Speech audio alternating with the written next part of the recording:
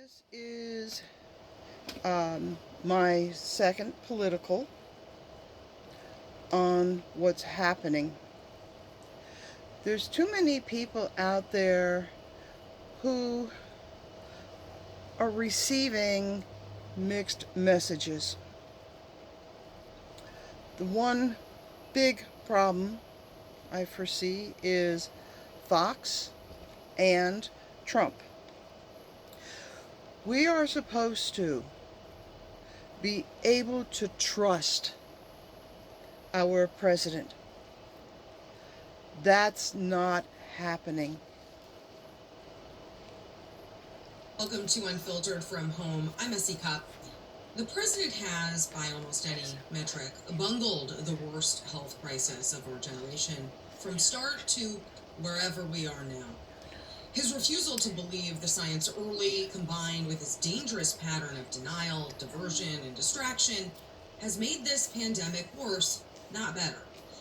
He's continually misled us about what this virus is and how long it would last, about how to treat it and how to cure it, about the flow of resources and what states are getting what. And he's taken zero responsibility for the bad decisions he has made and the bad advice that he has given. Just taking the last week, the president has lied about the very existence of an FDA warning advising against taking the very drug he admitted he is now taking, a drug he has suggested we all take despite FDA warnings and despite its link to deaths. He's pushing a baseless conspiracy theory about his predecessor for no reason other than to distract us from his disastrous handling of this pandemic. The CDC is now saying Trump's White House is putting politics ahead of science in an eye-opening new report in which experts at the leading infectious disease group say, what's tough is that if we would have acted earlier on what we knew and recommended, we would have saved lives and money. A number of states this week, including mine, are preparing to gradually reopen up.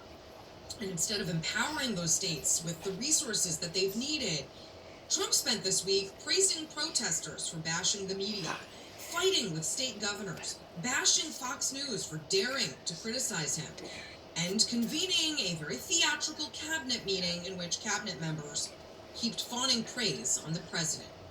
He also incidentally just removed yet another inspector general. Now, if you were a Martian just visiting America for the first time, you might very well be under the impression that we are a dictatorship, because surely, if there were a mechanism to stop or challenge some of these dangerous behaviors by the president, well, you'd use it, obviously. And yet, where are congressional Republicans to say no to any of this? No Republican protests against the president's threats to defund WHO or against his undermining of the CDC or his own medical experts? Not one eyebrow raised that a group of at least 25 former Trump officials are now registered lobbyists for clients looking for coronavirus aid. No condemnations for pushing a phony coronavirus treatment.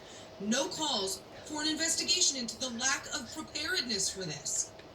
No concerns over his mental health after witnessing, full-on meltdowns during press briefings and on Twitter, in which the president is pushing conspiracy theories and even accused a news anchor of murder.